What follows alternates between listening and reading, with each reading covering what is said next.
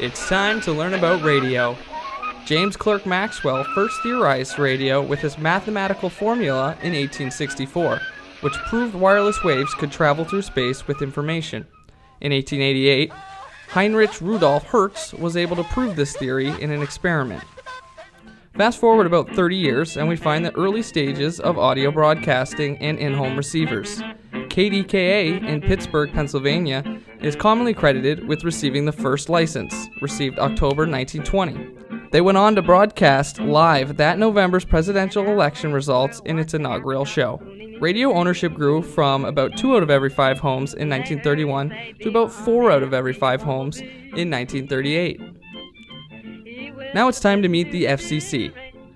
The Communications Act of 1934 is a United States federal law signed by President Franklin D. Roosevelt on June 19, 1934. It opens as follows.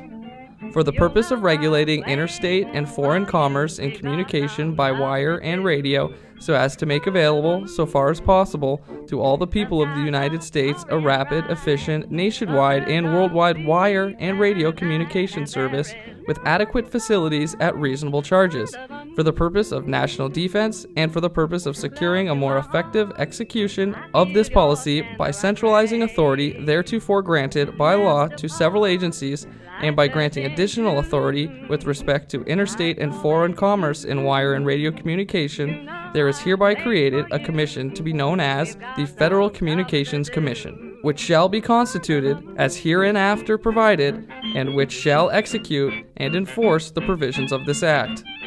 Basically, the FCC is now in charge of licensing radio stations, among other things. In 1937, 1XXOJ, the first experimental FM radio station, was granted construction permit by the U.S. Federal Communications Commission, the FCC. This system was not perfect, but seemed to work fine for about 60 years.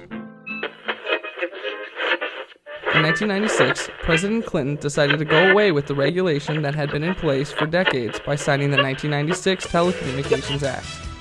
Ownership guidelines were thrown out, giving anyone the ability to own as many stations as they wanted, wherever they wanted. Also in 1996, radio consultant Louis Dickey Jr. and media technology entrepreneur Richard Weening decided to acquire and operate radio stations in mid-sized markets where giant Clear Channel, owner of 850 U.S. radio stations, was not operating.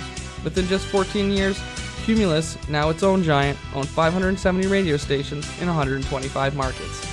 That's about 4 radio stations per market they're in. This needs to stop now.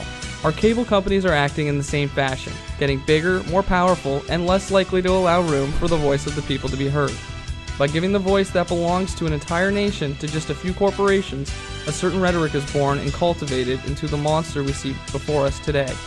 Free, uninhibited public speech is becoming much harder to find in our airwaves, and it's just a matter of time before they're completely controlled by a corporation's agenda. Repeal the 1996 Federal Telecommunications Act. Write, call, or email your local politicians today, and make sure it is their priority to act on behalf of the people to get this